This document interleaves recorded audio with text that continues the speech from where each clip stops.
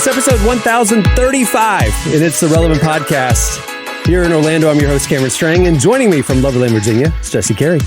Hello, hello. From Nashville, Tennessee, artist, producer, mogul, Derek Miner. That's a lot of podcasts, bro. 1035. That's a lot of podcasts.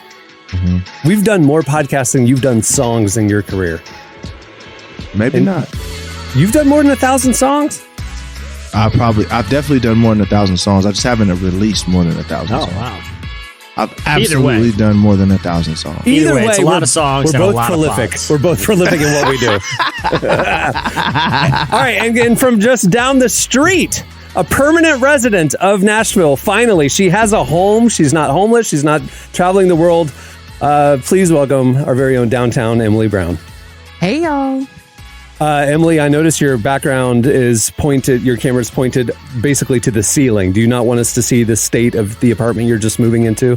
Yes. Yeah. I've been here for 5 days and there are probably 1,035 boxes I need to finish unboxing. So, what is it? Tell me this. You've lived out of a suitcase for a year. Mm-hmm. And then you went to the storage unit and got everything you've ever owned in your life, everything you've ever purchased, and you brought it to Nashville, and you're going through it. Is it like Christmas morning? Is it you're going like, this is amazing? Or are you going, why do I have this? I don't need this. What's going on right now? Yes, all of that. It is like the most overwhelming Christmas morning. Because like you said, so I went from a suitcase and like a couple bags to a 10 by 10 storage unit with like all of my stuff in it. And as I'm unboxing it, it really is like, oh my gosh, I forgot I bought this. There's so many things. And I do have a pile also on the floor in the corner that you can't see of things that it's like, why did I think I wanted to keep this? Let me just get rid of this or sell it or something. So Emily, you know, your plight of not knowing what to keep, what to sell during this whole move, and jumping on a Zoom where we can observably see that you're in the middle of this process. Yeah. Now I'm not trashing your background. I'm just saying it looks like someone who just moved into an apartment, right? Yeah, that's the vibe I'm going for, and I think I've achieved it. Moving chic is what the aesthetic is. Well, look, it reminds me of an idea I had recently, and I'm glad this came up because I would have forgotten this idea. I come up with a lot of ideas at night. And a lot of them just float away into the ether. You're like Kramer's business ideas. That's you at night. Yeah. I need an intern to absorb these for me. Okay. I can't be responsible for implementation. I can't be responsible for recording. You're the idea guy. You're not the implementation guy. Yeah. Exactly. You know, I can only do so much. All right. Right. And I had an idea, and I think it could be a Netflix show. Like where you know, like there's all these like design shows. Chip and Joe, they've got a whole empire from just, you know, shiplap. Tearing down drywall and finding shiplap in houses in suburban Waco. Yeah. Or you look at the McGee's in Salt Lake or whatever, in their show where they're just, you know, going into these prairie homes and just redoing a room to make them look like a Restoration Hardware showroom. Like that's their business model, right? Not throwing shade. I like the show. I like Shay and Sid. They're charming. But that's the vibe, right? Like, let's take this Salt Lake City suburban playroom and make it look like it came out of Restoration Hardware. This is a much smaller scale for a show, but it's designers who only focus on Zoom backgrounds, and they come into your home and they position a laptop and they are going to give you a Zoom background for whatever you want to accomplish, whether you want to be successful in a business meeting, maybe some sort of like friend meetup, maybe it's a job interview, whatever it is, what you tell them the vibe that you want to communicate, whether it is power, whether it is, you know, fashionability, whether it is, you know, professionalism, and they will vibe out like half a wall in your house. It's a professional level Zoom background. Because right now I'm looking at Cameron. His looks pretty pro. I mean, he looks like you could be at NASA right now. He's got sound panels, looks pretty cool. Derek's always looks super dope. It looks like he is in like the bowels of a music studio, which I'm assuming you are. There's awards and accolades and technology behind you. Jason has a picture of, it looks like a portrait of an elderly gentleman praying. It looks like he has a picture of Joe Biden in the background, like a painting of Joe Biden. Joe Biden praying. It's like a white-haired man praying with his hands folded. If you grew up in like an old Southern house, you know that photo because I'm telling you, my grandparents had that one. Are you serious? 100%. Yeah. Your grandparents had a photo of Joe Biden in the praying? Jason is our producer. For listeners who don't know, he's been quiet for the last few months, but here he is. He's actually going to be on a game in the next episode. Jason, good introduction. Who's this gentleman? What is this art behind you? It's I think it's actually called Daily Bread. So it's the guy that's praying. There's a loaf of bread and a Bible and his glasses on the thing. So this is like a thing. It's like footprints. It's like a lot of people have this. Yeah. Okay. Yeah. Most grandmas have this in there, and to be completely honest with you, like, and I'm not ashamed. Okay. My grandma had it. Well, yeah. She didn't have a picture of a white-haired old man like praying? No, trigger. Sorry, Derek. I should have restructured that statement. Yeah. Most white grandmas have this, but I'm sure y'all don't have a painting of Jesus with dreadlocks, topless with his. You know what I'm saying? Like I don't think it's called topless. No, he don't have a shirt on. But I'm saying, like, you don't say topless for a guy. I mean, there's a lot of Jesuses where his torso is. But hey, here's we are equal opportunity here. Like when you say topless, I think of something lewd. It's not lewd if Jesus doesn't have a shirt on. Why is it not lewd that Jesus don't have a shirt on? Talk about it. Because it's not lewd for guys. I mean, I don't know. I personally feel like that is a stereotype. I feel like that is a hypocritical perspective on how we view people. If women being topless is offensive, then men being topless is offensive as well. All right, here's the thing. We are in the weeds, and this proves my point, okay? Because what happens during too many business calls, this happens, right? And you guys are lying if you're saying it's untrue. You get into the business call, and these are strangers, right? And you're trying to do some deals. We all have been on the Zoom Connects, right? All you're thinking about, and you're casting judgments on what is in the people's background. I get distracted, and I start thinking about these same kind of rabbit holes. Is that a topless Jesus back there? What's happening? We were meeting with a client, and there was two people. There was two people on the client in two different locations. They were working remotely. One lady was from her bedroom. It was clearly her bedroom. The bed was behind her and all that stuff. And the other lady was out in her main living area. It was a beautifully curated bookshelf behind her. It was very chic. And of course, I'm impressed with one, and I'm kind of looking at the other one going, this is a meeting. Why are we in your bedroom with you? This is too intimate. I don't like it. You know what I mean? I'm judging. I agree with you, Jesse. Well, that's why this is the whole Netflix show. You don't want people, when you're in a business, or you're in any kind of Zoom situation, you don't want them distracted by the background, because most time I can't even pay attention to the meeting because I'm analyzing the backgrounds. It just happens. Look, I'm but human. Is that the background's fault or is that your fault? That's a valid question. Is it your ADD's fault or is it the background's fault? Again, irrelevant because it's happening. Okay. Okay. Not to destroy this whole business model, Jesse, but why can't I just throw up like a green screen background or just blur my background? I do that like the TikTok backgrounds where you're kind of like in and out. Yeah. But when people blur their backgrounds, I make assumptions. I do too. Okay? Like, what are you trying to hide? I've been blurring my background all week in our staff meetings, and I finally broke down the wall today. We made her. Undid a few boxes. Side note, I'm about to send y'all the painting that's in my grandmother's house. I think you need to put it in your background, Derek. Hold on, let me do it. He's right gonna now. have a big shirtless Jesus looming behind him right now. Derek, the great thing about this image, and the reason why, if I was on my Netflix show where I zoom out, pimp my Zoom or whatever we were going to call it. Zoom out. I like zoom out. Zoom out. Zoom out. Derek, this is in your grandmother's house? Huh? This is in your grandmother's house? For sure. It's really, it really tells the whole story of Christ in a series of images. How do I put this as my background? That is lewd. Okay, I agree with you. That shirtless Jesus is problematic. I agree with you. Where did she get this from? Your grandma is lusting after Jesus. I'm sorry. Bro, black people, a lot of black people, I don't say every black people because we're not a monolith, but a lot of black people have this painting somewhere. Somebody has this painting.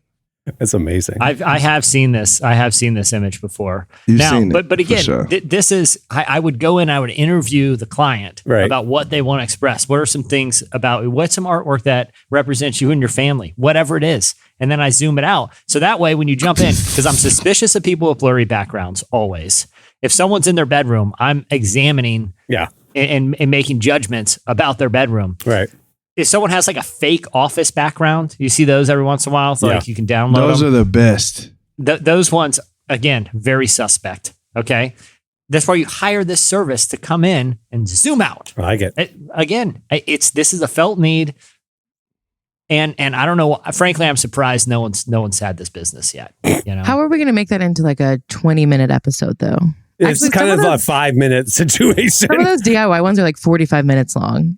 But, you know, they're doing construction. Yeah. This obviously. Jesse's just gonna. Are you gonna just tear the wall out for no reason? Jesse's just to make the show better. Jesse's just gonna move a bookshelf and hang a picture. That's all he's gonna do. Demo day is the first 15 minutes where I'm running through drywall like Chip Gaines. I'm the liven it up. You gotta.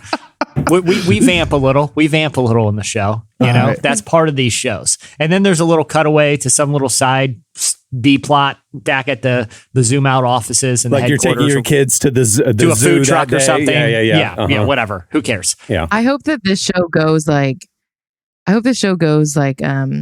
Extreme Makeover Home Edition style, where you say like, yeah, I like music, and then they just build the most elaborate. Or Pimp My Ride. Pimp My Ride back in the 90s. Like you mentioned one part of your personality. I like the movies, and they put a popcorn machine in their trunk and entire movie projector. And yeah. That's what I want. I watch that. Because I'm trying to help these people. Okay, no one casually zooms. Okay, when you're zooming, business is happening. You gotta put your best face forward. If you're about to close a deal and one person has a sweet thematic, movie-centric, like he's got fake Oscars and everything back there, and one person has like a blurry background or you know, it has an unmade bed, which one's you closing the deal with? Agree. Okay, if they take care of their Zoom, they're going to take care of you. All right. You know? Speaking of taking care of yourself, our guest today, the one and only Rob Lowe, is joining us later. He has a new movie that just came out on Friday. What's interesting about the timing is I am in the middle of re-binging Parks and Rec. And I am in the throes of Chris Traeger right now. And it just so happens that Rob Lowe is going to be on our show this week. I wish, this is hindsight, I wish Emily was able to ask him how similar to Chris Traeger is he in real life, because I feel like he wasn't acting. I get a Rob Lowe vibe from that character. I feel like all the characters from Parks and Rec are basically highly exaggerated versions of the actor. Chris Pratt was Andy, totally. Aubrey Plaza was, April, April. Rashida Jones was Rashida Jones. I agree with you. I totally agree. Ron Swanson. Yeah, I think there's real Nick Offerman in there. Emily, from your experience, because you interviewed Mr. Lowe, right? Mm-hmm. Did you get strong Chris Traeger vibes? Yeah, I mean, it really was like I was talking to Chris Traeger, except for the inflections. I was waiting for a literally, but that never came, and that was the only difference. Was he like super kind? So kind, so respectful. And we know that in real life, he's like done keto for 20 years or Atkins or something like that. And like the movie's about his family and like him, he even like brought up his own sons, and you can just tell he like loves them so genuinely. Like it just was so pure and sweet. What if he's like an actual jerk in real life? Like what if that's just great acting? I don't think it's possible. It'd be awesome. Then he would be the greatest actor of our life. He's a menace. He's a menace. Like his kids are eating, he just smacks the cereal off the table. Like, wow. Like, what if he's just a menace? He's the type that every time he walks into Starbucks, it's a whole thing. Like it's a whole scene. Like everyone's he gets offended when they ask his name. He's a Karen? You're saying Rob Lowe's a Karen in real life? I'm saying it would be very satisfying if he was. Because I think we saw like the real him when he did that reality show with his son where they were like chasing ghosts and stuff. I think they were Sasquatch hunting. That's what it was. He was what? Jesse watched it. What was it? Yeah. It was, there's an old thing in Hollywood, 2 for them, 1 for you, right? Okay. You do 2 big blockbusters, then you do the little indie movie that you've been wanting to do, It seems like Rob Lowe had a lot of goodwill built up at one of these studios for all his like network sitcoms that he's done. Okay. And they're like, and he's like, finally, can I do my reality show? They're like, yeah, pitch us, Rob Lowe, a Rob Lowe reality show. How bad could it be? I'm going to take my 2 completely unknown sons who are not in the entertainment business and do a Sasquatch hunting reality show. Oh. Somebody owed Rob Lowe a favor because he made a whole season of this show. Maybe he blackmailed him. Yeah, I think Rob Lowe's been blackmailing people into doing cryptozoology reality series. Like I told you. Probably. You might be just acting. But either way, he had some chips to play, and I'm glad that he brought his sons into the business. And their big grand idea was a Bigfoot hunting show. Because if there's one thing when I think about Bigfoot, yeah, I think, where's Rob Lowe been this whole time? Why isn't he involved in this? Wait, did they find the Bigfoot? Like, how close did they get? No, it doesn't exist. Of course they heard some things. They heard some things. There's no guarantee that Bigfoot doesn't exist. Thank you. We don't know. We don't know if he exists or not. Emily, quite frankly, I'm a little upset that this wasn't the focus of the entirety of the interview. Was his theories and experiences. Maybe we can get him back on the blower. Yeah. And I'd say, hey, I got a follow-up question real quick. Follow-up question. Let's talk about Sasquatch. What are your thoughts about Sasquatches? Yeah. You should have Tim Keller interview him in Elvish about Bigfoot. Yes. That is for a very specific That was audience. Like a Mad Lib that you just said. It was like, I need a name and I need a no lie. Tim Keller knows Elvish. He's a big Lord of the Rings fan. He knows Elvish. He can speak it. I'm gonna read you an Associated Press headline from the year 2017. And Emily, I'm pretty shocked that this wasn't part of the research. This is the headline. Okay. Yes. This is from and I had no prep for this. This was just Give it to us. I've just been on this beat since 5 years now. This is the headline. This is the Associated Press. Rob Lowe says he feared death during Bigfoot-like encounter. I'll read the lead. Rob Lowe says he thought he was going to be killed during an encounter with a Bigfoot creature while filming his new A&E docuseries. It goes on from there. It sounds like a harrowing experience. I've seen this. There's another headline. Rob Lowe says he had near-death experience with Bigfoot. Again, Emily. So he met Bigfoot? Is that what I'm hearing?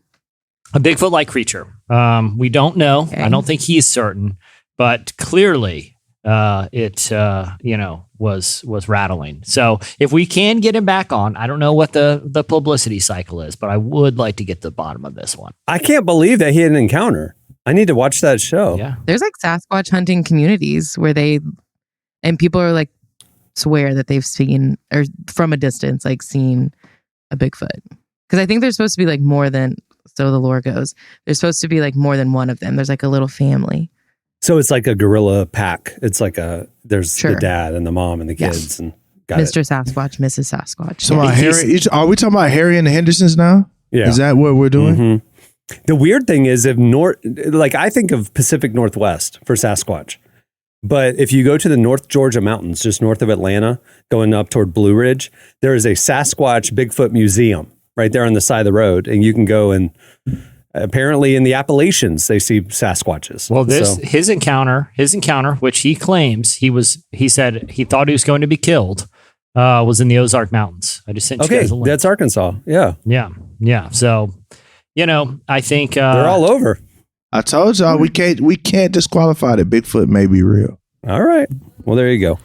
That's why people tune in for our theories about Sasquatches. What else do they tune in for? Our theories about Bigfoot and Rob Lowe's involvement with them. Yeah.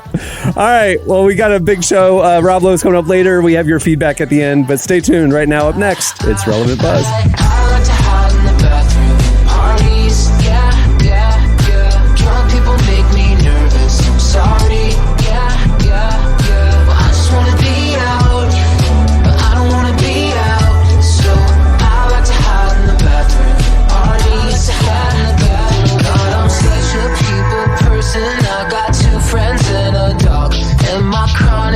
Version is iconic till it's not. That's what she said before she left. You're listening to Winnetka Bowling League and the Knox. The song is I Like to Hide in the Bathroom at Parties. Who doesn't? Well, today's show is brought to you by the Wingfeather Saga. All right. Well, you've heard us mention this a couple times now, and we're going to keep mentioning it because if you haven't started watching the new animated fantasy series, the Wingfeather Saga, you're missing out. Episode 3 just came out, and it was great. We're hooked and can't wait to see what happens to these kids when part 2 drops. The next 3 episodes come out starting February 10th.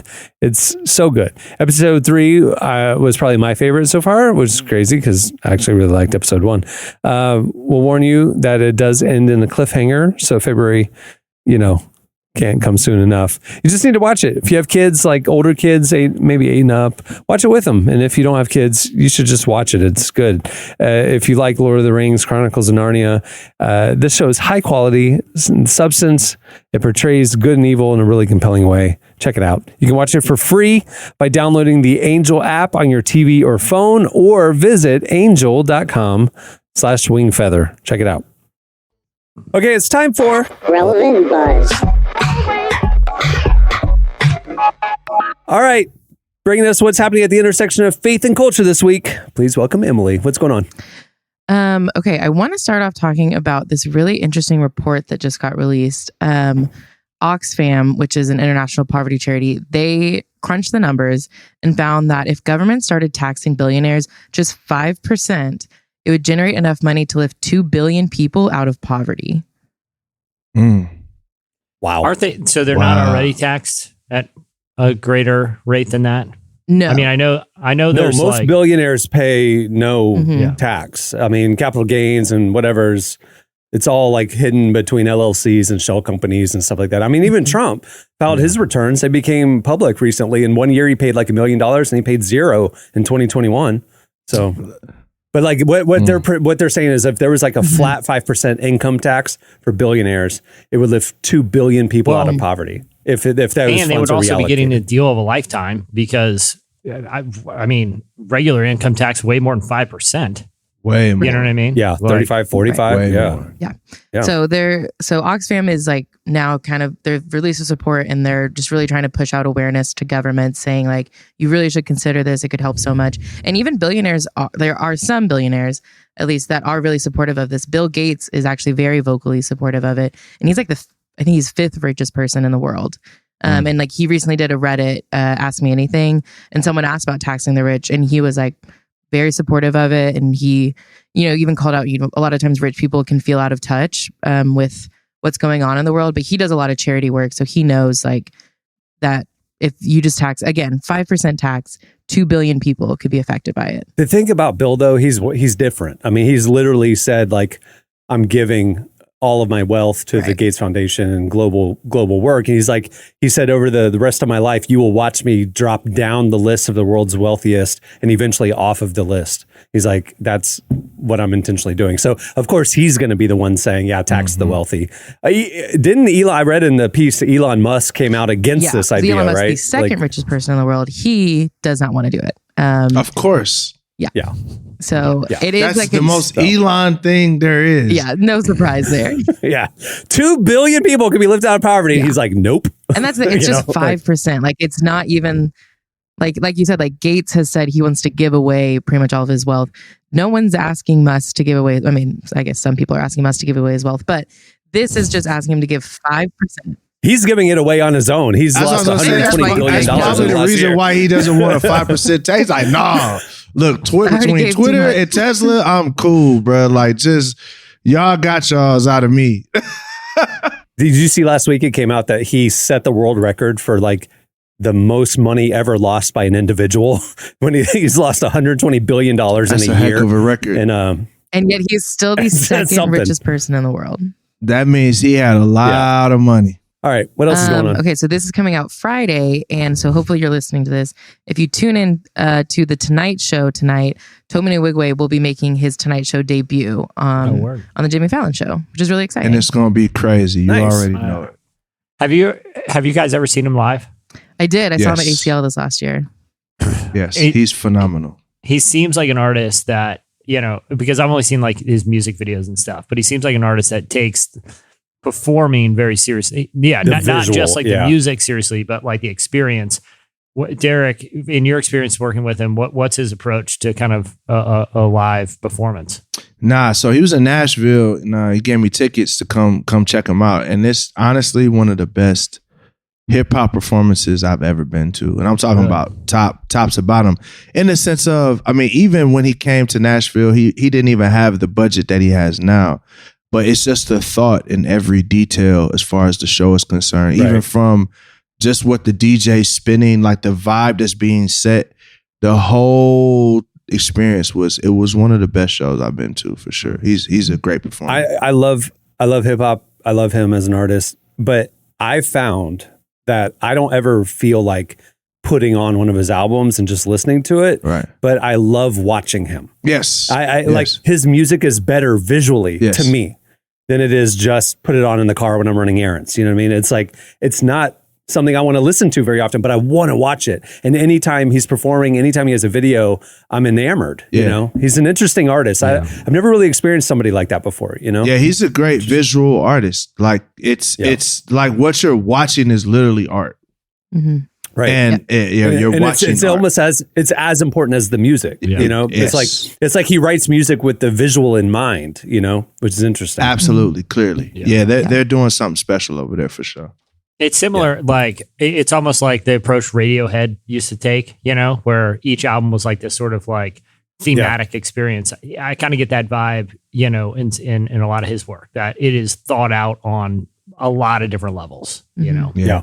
When I saw him at ACL, he wasn't a headliner, but he was like still one of the main acts. But he was really the only performer I saw who like honestly did something with the stage. Like everyone else maybe had like some lights or something, but he like completely transformed the stage, brought out all these dancers and just all these like really cool visual elements. So I'm excited to see what he does tonight. I think it's going to be like really, really good. I have high hopes. And this is the year of Toby. I mean, he's nominated for a Grammy. He's doing the Tonight Show. He's like going to be in the Transformers movie. Yeah, he's going to be in the Transformers movie that comes out this summer. It's crazy. As a like his music will, right? He's not actually. No, he's acting in it. Mm-hmm. I don't know what kind of a role he has, but that's pretty awesome. Because he let it out like a year or two ago behind the scenes that he was asked to be in the movie, and he was kind of filming behind the scenes on social media. I don't know how big of a role he's going to be, but I mean, that's still awesome that he gets to be in a Transformers movie. Yeah, it's really huge. Cool. All right, killer. What else you got? The last thing is actually sort of like two news items I want to combine together. There's a lot of artists that have announced that they're like finally back in the studio that we're really excited about. Two in particular is Donald Glover announced that he is back. So Childish Gambino will be making music again. Yeah, he said Childish Gambino was retired. He was done with it. And now he's like, yeah, I'm back in the studio. I know. And I bought tickets to his last tour thinking I could trust him. Artists never retire. No matter. It's like NBA players who have to retire. Yeah. They just don't have an outlet for the competitive juice anymore. So they go into gambling or he Brady'd. Yeah, Tom Brady. Yeah, come back. We love Childish Gambino. That's just how it is. And the thing with like, you're not forced to retire as a music artist, unlike other things. You know what I mean? Yeah. As a music artist, you could put it out as long as you're able to use your gift. You know what I'm saying? So, but just anytime an artist say they're retiring, just don't believe them. Just all right. Well, don't. I was bamboozled. I love what Andre 3000 did after their huge hit in early 2000s and stuff. He just stopped making music for a while, and like he'll show up every now and again doing a feature on somebody else's track. But he did an interview around that time that he said, like, I think I'm done putting out albums, because he said there's nothing worse than being like in hip hop than becoming uncool. And he's like, I don't want to become uncool. I don't want to be that guy who's unaware that music has moved on and I'm holding on to an old thing. I don't want to be lame. So I'm just going to let the next generation come and do their thing, and I'll step to the side. He was intentional about it. And then he just comes in as an OG every once in a while and does a feature, but he didn't make like a big announcement that I'm retiring. He just did. But it was an intentional thing for him. Yeah. But I like it. But I don't like that. I wish I could. Really? I wish we had more Andre too. I wish I could go and if I had a chance to talk to Andre right now, I would tell him that your art is necessary, whether it is dominating the charts or not, because he's unlike a lot of people, he's an actual artist. Like he's he's a painter. It's almost like if I don't know. It's as if a classic painter was like, or if Shakespeare was like, you know what? I'm done writing. I don't want to write because I want to leave space for everybody else. It's like, nah, Shakespeare, we need the art. Like, we need the art, you know what I'm saying? But he's right. He's right about the cool thing in hip hop. Hip hop is so aggressive. You have to be aggressively cool in hip hop. Mm-hmm. And I hope that hip hop eventually matures out of that. And I think we're seeing that, right? With Jay-Z and other artists. But it's like, man, the fact that an artist of his caliber and just raw creativity has a level of nervousness about coming back, not because he doesn't think he can make great art, but because he doesn't know if the art's going to be received as cool or not. That breaks my heart for him. You know what I'm saying? Yeah. Well, that's what he was saying. He said there's nothing worse than an artist that doesn't realize they became lame. Yeah. You know, and he's like, I'm not going to become that person. Right. I'm not. And he stepped aside. Yep. And I'm like going, man, he left us wanting more. But you know who else did that? Daniel Day-Lewis in acting. He just said, I've done the work I want to do. And I'm done doing it. Yeah. I've said what I want to say. And I'm like, he's my favorite actor. Please make more movies. Right. And he's just like, no, I don't want to dilute what I've created. Right. By not being as great in the future. Yeah, that's like, dope. It's cool. It's just Jordan walking off. Now that's a weird example because he ended up coming back. Think about Jordan. Like, I wish he didn't go to the Wizards, right? Yeah. I wish he would have just gone out on a high note. Yeah. Anyway. But Jordan on the Wizards was getting buckets. I watched a clip the other day of 40-year-old Jordan putting up 45 at 40 years old. Buckets. And but it's about, and I feel like this is probably not just with athleticism, but with anything, it's about consistency. You know, it's about like, can you do it night to night, album to album, movie to movie, you know? Right. And then but then you see artists on the other side of it who stop caring. And are like, my fans know I have it in me, but I'm also like, you think about like an Adam Sandler or something where he's like, I don't care if I'm uncool. I don't care if, 80% of my movies are obviously just plays for Netflix money or lowest common denominator. I still have uncut gems in me. I still have these, or hustle or like good stuff in me, but I'm just going to pick and choose and not care about the cool. I also wish more artists were like that, where they're like, they don't, like I said, the two for them, one for us, two for them. I don't necessarily think it's a bad thing where artists stop really caring about how they're perceived and care more about their freedom to make what they want, and have other people pay for it. I think that's a good thing. Like, I think an example of that too is John Malkovich. Like, John Malkovich was on a crazy, like, primetime run. Like, he was in a bunch. Then he just started doing weird stuff. Like, just a movie about himself inside of it was just out there, man. Like, I think there's a happy medium. Because at some point, you don't want to Nicolas Cage your career, too. Because, you know what I'm saying? Because Nicolas, like, what do you mean by that? But Nick, but I love Nick, but Nick be in some movies you like, bruh, come on, dog. Like, no, it's true. You know but he's also on the other side of the coin. He's done stuff that only he could do. That's actually pretty dope. True. True. Like no one else is going to do Pig or some of these kind of more eclectic ones that you're like, he's the only guy that can get away with it. And the only reason he can't get away with it is because he made his bag doing, like I said, kind of the Sandler thing. I don't know. I get both sides of it. Like artists that want to preserve their legacy and artists that understand the commercial compromise, But I mean, Andre just comes off, he's intentional. If he does something, it's special. For sure. And he's not trying. He's not Jordan on the Wizards. He's not doing it for no reason. He's intentional about what he does. And I mean, I respect it. I just love Andre. I love Daniel Day-Lewis. I wish we could get more art from them. Thanks. But all right, that'll do it for Relevant Buzz. We're covering a lot of stuff every day over at relevantmagazine.com. Make sure to check it out. The intersection of faith, culture, life, justice. It's great. Follow us on all the socials. All right, stay tuned. Up next, Chris Traeger joins us.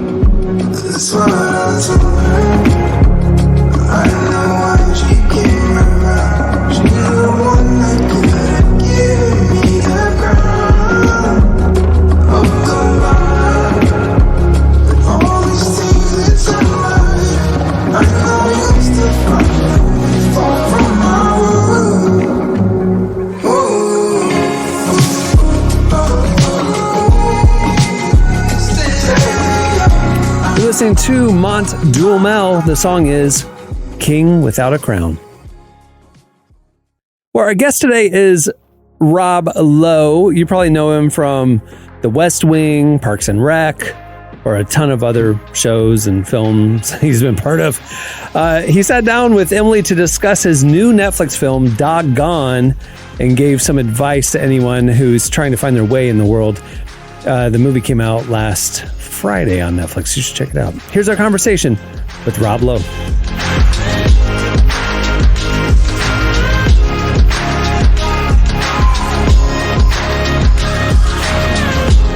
Okay, in the film, you are the father of a college grad who hasn't figured out a career path. And I think that's something a lot of people can relate to.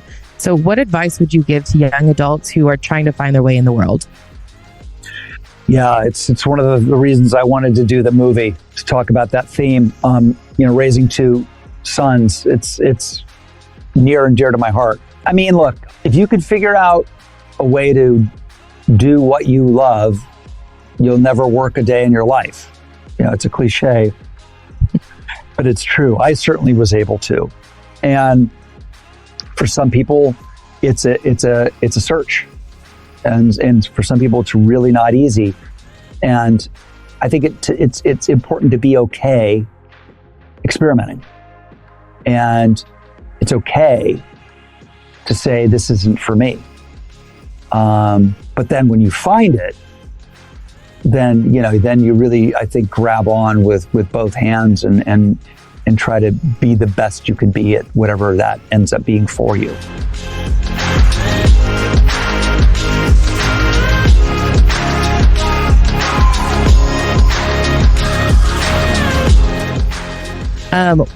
I feel like so many people, they also get paralyzed by fear, even once they figure it out. So what would you say to someone who's feeling afraid to pursue those dreams?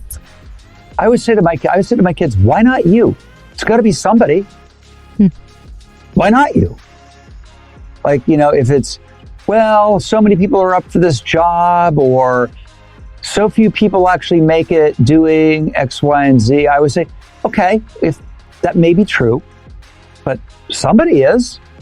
Why not you? Yeah, that's totally right. I think it's so simple, but that is such good advice. So the film does a really beautiful job of exploring this parent-child relationship, and it seems like you have a pretty healthy one with your sons. What would you say to someone who's probably entering adulthood but wants to have a positive relationship with their parent? Yeah, I think it's important to recognize that your relationship is going to and is natural to change. And there's a certain point where kids need to have their freedom. They need to be autonomous. They want to be autonomous. And that can be super complicated in families. Young men, metaphorically, traditionally, have to stand up to their fathers. They do. I mean, that's in the DNA. Mm-hmm. And, they have to leave their mothers. And it's not just, it's not just the literal actual of it all. It's the internal enmeshments. It can be really complicated. And then other families don't have these issues at all. Things kind of just naturally go. And I always just say to people that, your reality is yours. It's not going to be like everybody else's. And at the same time, it is very much like everybody else's.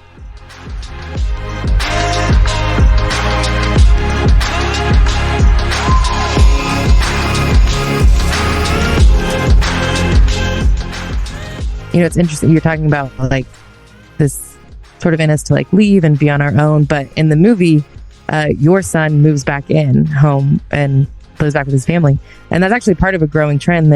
I read a report the other day that about half of young adults are all living with their parents again.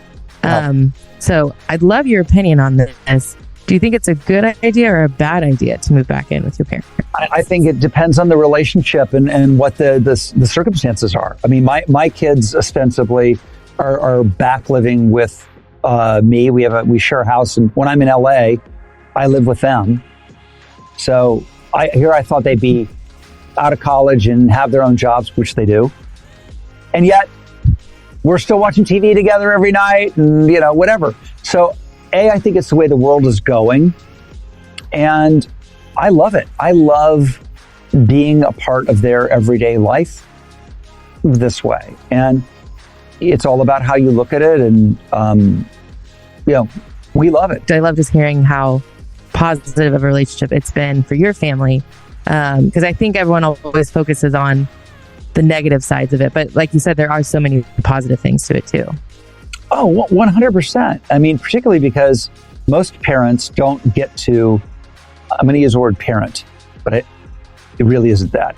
But most parents don't get to be as involved when their kids are at that age because they're out of the house. So, I get to participate, learn, maybe teach. So otherwise they'd be off and I'd be lucky to get them to have dinner with me once a week.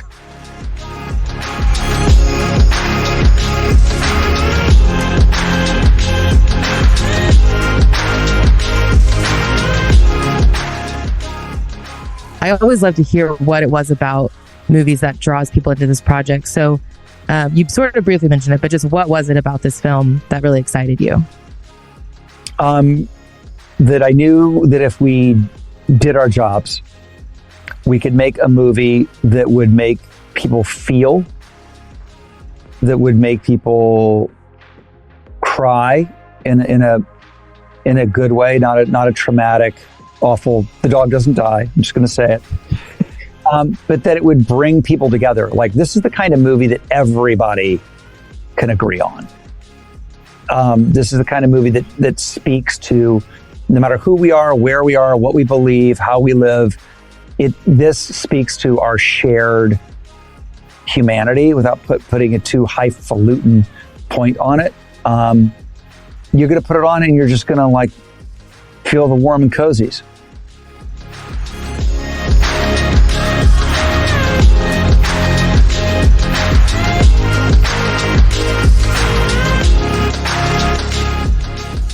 That was Rob Lowe. Watch him now on Netflix. Doggone. It's out. All right, stay tuned. Up next, it's your feedback. Why, oh why are we taking this outside? You got a light or a problem? I don't need this right now. Is not the time to take a look at it, compounded by some strangers as the night went wild. Fiasco on the catwalk was the style, but look at it, wild. You're listening to Born at Midnight. The song is Why Oh Why. Okay, it's time for your feedback. Last week, we got playing with ChatGPT on the show. We had it writing sermons. We had it doing a lot of stuff. Go play with ChatGPT if you haven't. It's fun. Anyway, so for the question of the week, we asked you to go over to ChatGPT and ask it for a synopsis and name to the sequel of any Christian movie you want. And so you guys sent us what ChatGPT came up with, and we're going to read our favorites here on the show. All right. Well, let's start with Anne, who I guess her input was the McGee and Me time travel adventure. And here is the artificial intelligence plot synopsis of this film. When McGee and his friends accidentally discover a time machine, they are thrilled at the prospects of visiting different areas and seeing history come to life. So basically, that's Adventures in Odyssey. At that point, that's what we crossed have over. Yeah. But this is where things seem to take a turn. But their excitement turns to panic when they realize they've made an error in their calculations and they're stuck in the past.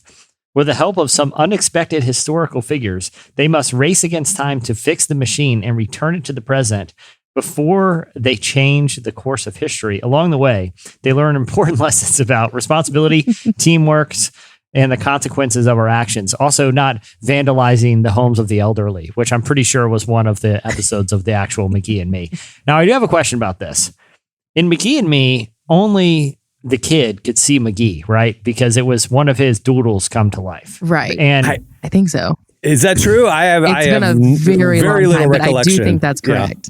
if like McGee, like he wouldn't appear to like the parents or something, right? Right. Like, Oh yeah, it's like his imaginary friend. Right. Yeah. Okay. So he's going back in time with his doodle, and they get stuck in the past. You got to be careful about talking about playing with your doodle. Wow. Listen, Okay. this All is right. the film. Okay. Okie dokie. You know, listen, this one could go to Netflix too. I don't understand how they have a show called Is It Cake? And you guys think my Zoom idea wouldn't make it beyond a 5-minute short. They have a whole show. They have multiple episodes of a show called Is It Cake? And you're thinking my Zoom show's a bad idea. Because we don't know if it's cake or not, Jesse. You should see some of these Zooms. They're very elaborate, Derek. Very elaborate Zooms. These Zooms in your mind. You could have fake cake in the Zoom background, okay? You could do a crossover episode. I'm just saying. Now I'd be interested in that. What if the whole wall was cake? There's your time right there, right? That's right. Yeah. What if is it cake Zoom wall edition, right? You can eat in the now we're background talking. during the That- interview. now we're during talking. Yeah. All right, I'm gonna read this one from Campbell. So he said, I took a little bit of a different tack. He said, what is more iconic than Carmen's music video, Satan Bite the Dust? Here's ChatGPT's sequel to Carmen's music video, Satan Bite the Dust. It's called, ChatGPT wrote this, Okay. The Prince of Darkness Must Fall. Wow. The sequel to Carmen's music video, Satan Bite the Dust, picks up where the original left off, with Satan defeated and banished back to the depths of hell. But as the video opens, it becomes clear that all is not well in the underworld. A sinister force has risen to take Satan's place, and it's up to Carmen and his band to once again take on the forces of evil. Hang on. Hold on. Yeah. Time out. Isn't this the plot to Mel Gibson's new Passion movie? Except flip out, resurrected. He goes to hell. Flip out Carmen for. Okay, I got you. All right. Keep going. So ChatGPT, it says this. The video opens with a shot of a dark, foreboding castle set deep in the heart of hell. As the camera pans through the castle's twisted halls, it becomes clear that something is not right. Suddenly, the doors to the throne room burst open, and Carmen and his band storm in, ready for battle. As they enter the throne room, they are confronted by the new ruler of hell, a dark and powerful demon known as the Prince of Darkness. The prince, with his army of demons, towers over Carmen and his band, but they stand their ground. The music starts to play and Carmen starts to sing the lyrics of the song with his band playing behind him, their instruments serving as weapons of destruction. As the song progresses, the battle between good and evil intensifies. The band uses their instruments to fend off the demons while Carmen uses his powerful voice as a weapon to weaken the prince. As the song reaches its climax, Carmen sings the final lines of the song, Satan bite the dust, but the fight is never done. The Prince of Darkness, weakened by Carmen's powerful voice, is finally defeated and banished back to the depths of hell. The band and Carmen victorious, they raise their instruments in triumph, signifying that the fight against evil is never truly over. The video ends with Carmen and his band walking out of the throne room, victorious but ready for the next battle. They look out into the darkness, knowing that there will always be more evil to fight, but ready for whatever comes next. Bro. That is amazing. Now, That is Give it an awful. Oscar. That is terrible. I think there's a plot hole here. What happened to Satan? Like, is Carmen on his I team? think there's more than one plot hole here. It's like, all we know is that a new force has risen up to take over. You're saying ChatGPT's theology is off? Yeah. No, I'm saying his writing is off. Look, okay. A sinister force has risen to take Satan's place. Mm-hmm. He just leaves that dangling out there. Satan never comes back. Why are you calling it a he? Or she, or it. So Carmen is helping Satan get his throne back. Yeah, I'll That's be what it honest. sounds That like. man is I did turning get that over in his. vibe. He's turning over in his grave right now. I'm not liking this. I was not positive which side Carmen was on. That's true. That is, yeah. Anyway. All right. Well, there's more where that came from. Go and check out our replies at Relevant Podcast on Twitter. Okay. It's time for this week's Editorial question of the week. Hey. All right. Well, earlier in the show, we were talking about Jesse's Zoom in show. Zoom in, not zoom out. Zoom in. Zoom in. Wow. Yep. Okay. Zoom in. Zoom in. Because it's inside. That's right. I get it. I get it. Zoom in. Take it, insights, to awful. design. Just awful. Yeah. Jesse's Netflix show. We got talking about Rob Lowe's Sasquatch reality show. So what we want to know from you is we need to come up. You can even ask ChatGPT about this. We want to come up with reality show ideas for Netflix along the lines of Jesse's idea, but with celebrity hosts like Rob Lowe's Sasquatch Hunter show. So pitch a reality show you would watch and who would host it. Bonus points if they won an Oscar.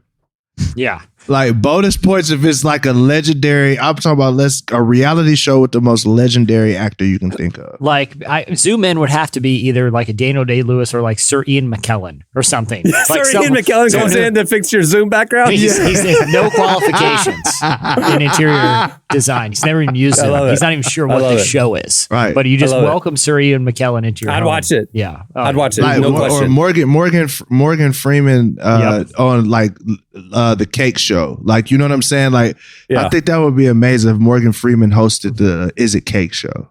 Yeah. Floor is Lava with Betty White. She's New Meryl Streep.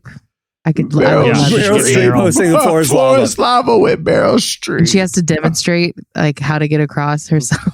Yeah, the host isn't up on the bridge. The host is down. I love it. She's on one of the obstacles, and they have to like go around her. I love it. She's just standing. I love it. She's hosting from the middle of the room.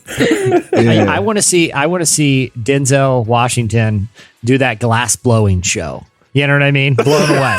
Get him blowing some glass. Just see what happens. All right, so tell us a reality show idea and who would host it. You can hit us up on Twitter at Relevant Podcast, and you can also answer on IG, and we'll read our favorites next week. Well, before we wrap things up, I want to thank Rob Lowe for joining us today. Make sure to check out his new movie, Doggone. It's on Netflix now. Also, a couple updates. Listen, if you like the show, but you don't like all the ads, you can get it ad-free. Just join Relevant Plus, our ad-free premium content experience subscription. You get ad-free viewing at relevantmagazine.com. You get an enhanced, beautiful ad-free version of our digital magazine. You get this podcast ad-free. You get an exclusive subscriber podcast as well, plus more stuff launching in 2023. Plans start as low as $250 a month, and you can find out more information just by clicking the Relevant Plus tab right there at relevantmagazine.com. Also, hey, if you like the music in the show, check out our Spotify playlist. Heard on the Relevant Podcast is where we put all of the show songs each week. We also have a worship, indie, hip-hop playlist as well. Go check them out. Just search Relevant over there at Spotify. Okay, on that note, we will wrap things up. I'm Cameron Strang. I'm Jesse Carey. I'm Emily Brown. I'm Derek Miner. We'll see you on Tuesday. Have a great weekend, everyone.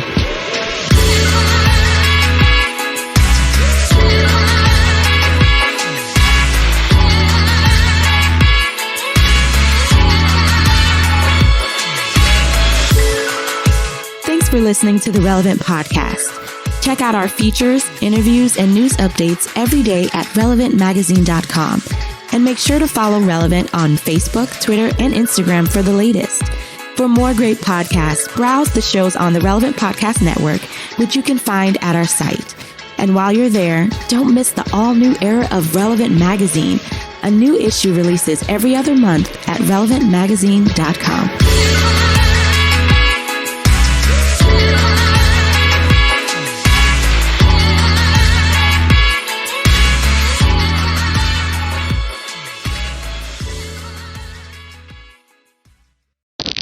He just Tom Brady'd it.